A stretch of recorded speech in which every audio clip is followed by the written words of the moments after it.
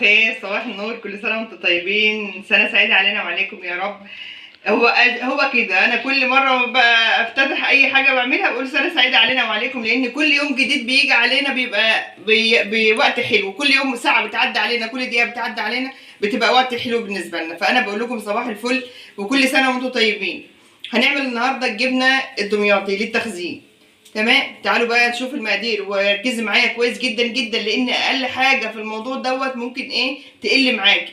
وفي حاجات ياما، يعني انا شفت كذا قناه عشان برضو اعرف اجيب لكم الحاجه المظبوطه، بس لقيت فيها حاجات مش مظبوطه، فانا جبت لكم الخلاصه النهي. فتعالوا بقى هنوزن بالميزان وهنصفي اللبن بالمصفى، وتعالوا بقى نشوف هنعمل ايه.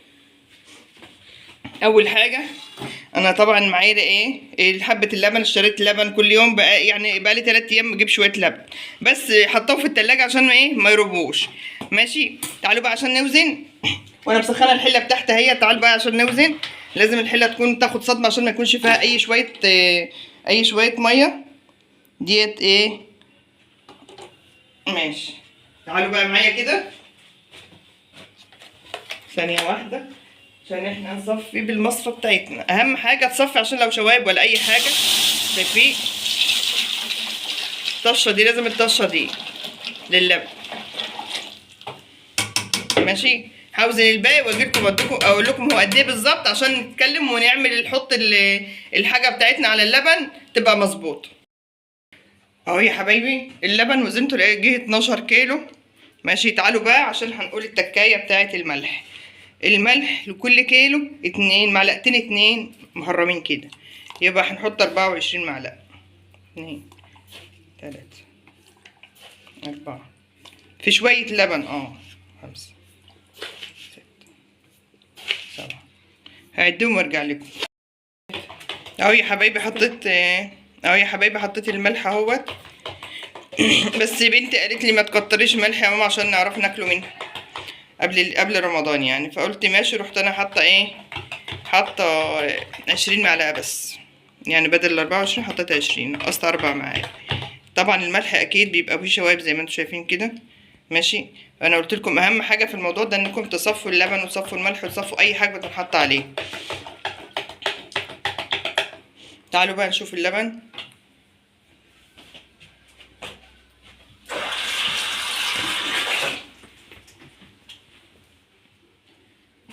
انا بحب احس اللبن كده بايديا عشان اعرف سخنيته، لان انا ما عنديش الترمومتر، بحب احسه بايديا، ان اهم حاجه تحسيه. فانت دلوقتي انا حساه ومستحملاه، فطبعا مش لسه شويه. انت عشان تعرفي تعمليه ما عندكيش ترمومتر، تحطي ايدك وتعدي 7 دقايق. 1 2 3 4 5 6 7، يعني 7 لحد 7. ايدك استحملته ماشي، ما استحملتوش بكده تمام. فما ما تخلوش يسخن قوي، يعني حتى مثلا لحد 50 درجه مئويه كده، 45 درجه مئويه يبقى كويس جدا. هو لسه هتنين اقلب فيه كده لحد ما توصل للدرجه المئويه بتاعته وارجع لكم تاني. الميه بملح اهو يا حبايبي. اللبن انا خدت نص كيلو لبن حطيت فيه الملح، تانيين ادوبه كده لحد ما يدوب كله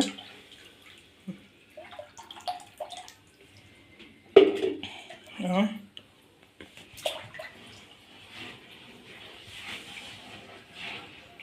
ولسه برضو الميه هي كده تمام، يعني كده انا مستحملاها اهو بايديا يا دوبك. تعالوا بقى اما نحطه لل 12 كيلو دولت هتحطي 100 جرام منفعه.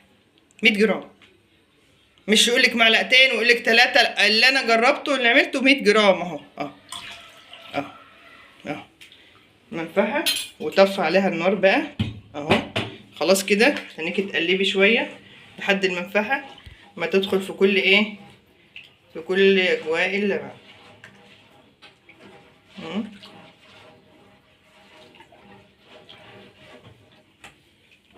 عندك المصفى بتاعتك تشيلي منها اي شوايب، برضو وارد برضو بيكون اي حاجه في دوت ولا في دوت شوايب، بحيث ان هو يكون ناقص يعني. انا بقى كنت ماسكه كنت عامله الفرن بتاعي مسخناه اهو. كنت مسخنه الفرن وطفيته دافي هو. بسم الله الرحمن الرحيم. احطها هنا في الفرن كده واقفل عليه.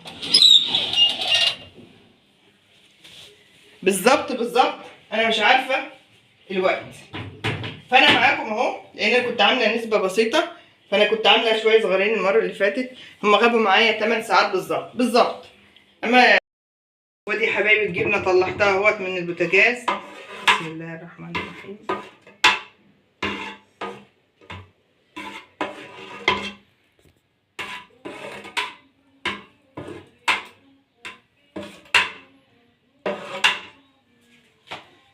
بسم الله الرحمن الرحيم. اهي يا حبايبي شايفين بتطلع بحالها اهي اهي، بتطلع الحته بحتتها اهي. تمام. يلا بقى بينا نفضيها بقى في جبت صندوق وحطيت فيه القماشه. قماشه تكون خفيفه خالص، شاشه. انت روحي جيبيها من عند اي حد بتاع قماش، قولوا له عايزه شاش بتاع الجبنه، عايزه الشاش بتاع الجبنه. بسم الله بسم الله بسم الله بسم الله. اللهم صل وسلم وبارك عليك يا سيدي يا حبيبي يا رسول الله. ان تمسكي دي كده وتعمليها كده. المهم ان انت ايه تظبطيها، المهم ان انت تظبطيها. هفضي الباقي واظبطها واجيلكم. بتاعتنا اهي بعد ما سويتها ظبطتها خالص. القارب تيجي جايبه دي كده ودي كده ودي كده، تغطيها محكمه خالص عشان لما تيجي تحط عليها الغطا بتاعها تبقى ايه مظبوطه. وادي الغطا شايفين بتك اهو عشان الغطا ينزل. انا مسويه الغطا ده، انا جايباه ايه، رحت المصنع بتاع الرنجه، جنبنا مصنع كده، مصنع بتاع الرنجه، ولا خليت نجار بقى عمل لي البتاع ولا اي بتاع القارب ولا اي حاجه. جبت المصنع، الله يستره، جوزي الحاج احمد جاب لي واحد من المصنع جنبنا، لسه ما اتحطش فيه رنجه، يعني سليم، خشب سليم، ما اتحطش فيه رنجه ولا اي حاجه. تمام. قصنا الباب بتاعه بحيث ان الباب ايه، بدل ما يحبك عليها من بره يتنيه متك عليها كده لحد ما ينزل جواها خالص، لحد هي ما تتصفى براحتها خالص. اهي تمام. هحط عليها حاجه تقيله بقى، املى لها ايه،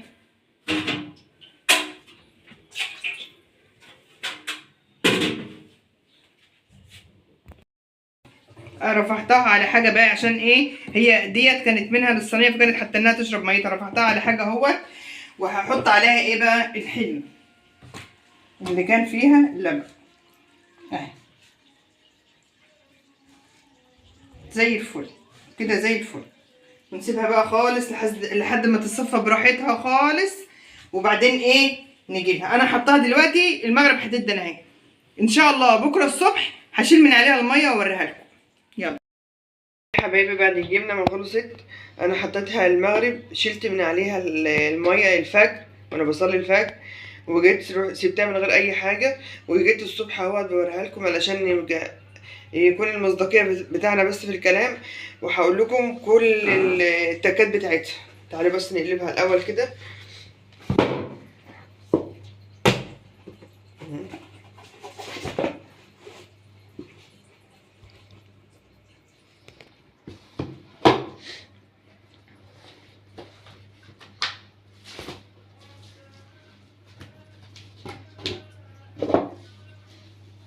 بسم الله الرحمن الرحيم. بسم الله ما شاء الله، ولا حول ولا قوة إلا بالله. اللهم صل وسلم وبارك سيدي يا حبيبي يا رسول. ما شاء الله يا ولاد، ما شاء الله، الله أكبر، ولا حول ولا قوة إلا بالله العلي العظيم. طلع زي الفل، طلع زي الفل. وهقول لكم على كل تكاتها وتركاتها بسم الله الرحمن الرحيم. بسم الله ما شاء الله، الله أكبر، الله أكبر، ولا حول ولا قوة إلا بالله العلي العظيم. حاجة كده روعة، حاجة خيال.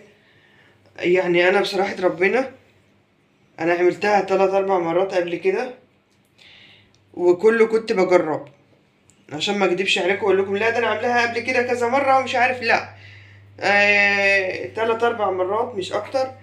وتاني مرة دي تظبط معايا، عشان كده ايه طلعتها لكم واوريكم كل تكاتها وكل تركاتها اهي. اهي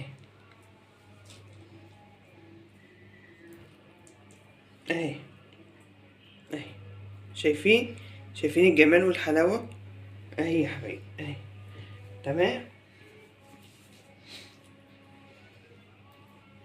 طبعا انا هشيلها وهغلفها في اكياس وهحطها في الايه، في المية بتاعتها، بس هسيبها تتهوى شوية مثلا لحد الظهر كده ولا حاجة. هنقلها بس على حاجة كده واسيبها تتهوى لحد الظهر اهي، علشان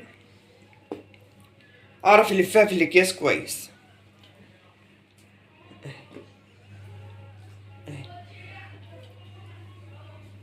ما شاء الله زي الفل زي الفل، وملحها مظبوط، وهي كلها ما شاء الله مظبوطة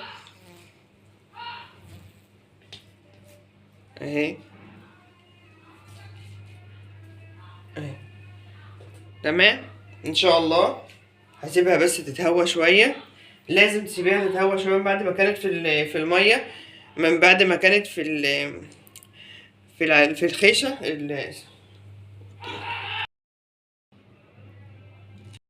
ادي الجبنة يا جماعة، ادي الجبنة اهي جمالها وشقاوتها بصراحة ربنا عجباني قوي قوي. يعني ما شاء الله طالعة ممتازة ممتازة اهي، بكل تكاتها وحركاتها. طبعا بقى انا هقول لكم على كل حاجة حصلت فيها بالظبط، وان شاء الله هتعرفوا ان احنا فعلا قناة صادقة جدا جدا جدا في معاملتها معاكم. يلا هخلص واحضر الحاجة بتاعتها ونيجي واحنا بنخزنها اقول لكم على كل حاجة. ادي الجبنة اهي يا حبايبي، يلا بقى عشان ايه نخزنها. انا اول حاجة الجردل ده انا كنت بخزنها فيه، ودولت كانوا فاضلين منه الفرافيت دي. اوعي ترمي الفرافيت دي، الفرافيت ديت هتبقى خميرة ليكي للجبنة التانية، بس انا كبيت المية عشان عندي مية جديدة اهي. تمام. ممكن تلف الجبن في اكياس كده اهي، وممكن تحطيها من غير ما تلفيها. انا عشان حته صغيره عندي بحط حتتين في الكيس، بس احنا يعني ايه بنستعملوها على طول. انا بعملها على طول ما بغيبهاش عندي، كل ما بتخلص بعمل غير، كل ما بتخلص بعمل غير. فبعبيها كده، هعبيها كلها في الاكياس ماشي، وارجع لكم عشان اقول لكم الاسرار اللي محدش قالها لكم، واكتر القنوات اكتر الحاجات اللي بتيجي انا بصراحه ربنا ما فيهاش ولا مصداقيه، ما فيهاش مصداقيه خالص بصراحه ربنا. انا جربتها كذا مره ماشي، ما نفعتش معايا. هقول لكم بقى على التكات والتركات اللي تخليكي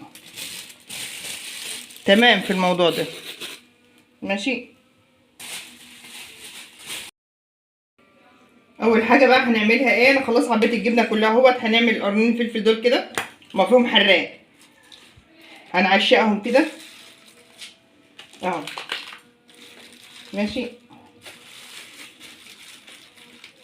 والجبنه دي هفضيها كده اهو، هفضيها ايوه هفضيها، مفيش انت ولا هتهري ولا هتعمل اي حاجه، بالعكس ده هتبقى جميله. وفي الميه دي بقى ده الشرش اللي طلع من الايه، من اللبن، من الجبنه اللي احنا كنا عاملينها. هتعملي ايه، اهم حاجه لا تزوديه ميه ولا تحط عليه ميه تانية ولا اي حاجه، هما شويه الشرش عليهم ملحوم وكله تمام التمام. تعملي كده اهو اهو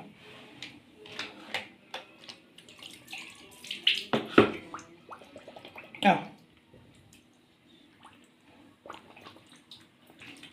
تنيكي تتك عليها كده لحد ما تشرب الميه خالص، وكل شويه تزوديها شويه ميه، كل شويه تزوديها شويه ميه لحد ما خلاص اخويا عليكي ان هي ايه، ان هي قفلت. والكيسه فوقيها كده، والغطا فوق الكيسه هتنيكي تضغطي لحد ما تغطيها خالص، تحس ان الغطا اتقفل خالص. هي هتطرد كل الميه اللي ايه اللي دخلت عندها، اللي كانت زياده يعني. وبكده نكون احنا ايه خلصنا الجبنه. تعالوا لي بقى اما اقول لكم شويه حاجات على الجبنه ديت تخليها طالعه معاكي زي الفل. طبعا تغسلي الجردل كده ماشي. اول حاجه هتوزني اللبن. اللبن جه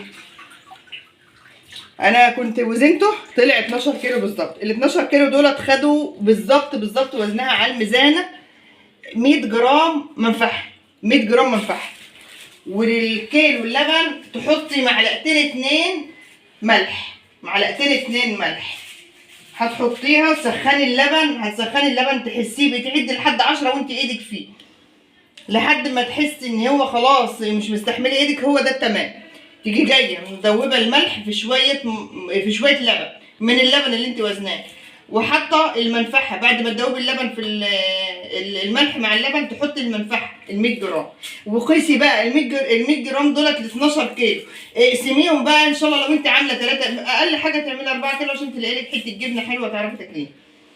دي اول حاجه. تاني حاجه المنفعه ما تقلليهاش. في يقول لك حطي مع الكيلو معلقتين وللكيلو نص معلقه والكيلو نص 2 سم. لا انا بقول لك التجربه الحيه قدامك اهي. حطيت الجبنه من اذان المغرب، من قبل المغرب ب10 دقايق. شلت التقل من عليها الساعه 5 الفجر ساعه ما كنت بصلي الفجر. وجيت الصبح قطعتها، سبتها من الصبح لحد بعد الظهر بشويه تشفشف كده على الصينيه. وجيت اهوت عملتها شويه الشرش اللي بينزلوا منها. اوعي ترميهم، هم دولت الحياء بتاع الجبنه بتاعتك. وبكده خلصنا الجبنه. استنوني هعمل لكم جبنه فلامنكو. عارفه الجبنه اللي هي الفلامنكو اللي هي جايه كوره كده وعليها زيت احمر؟ تمام التمام. هعملها لكم وهتدوقوا طعمها ومش هتنسوها. مش هقول لكم هعمل لكم جبنه رومي لانها ما طلعتش جبنه رومي زي ما بيقولوا. استنوني، كل دقيقة في جديد. كل سنة وانتم طيبين وسنة سعيدة علينا وعليكم. يلا باي باي.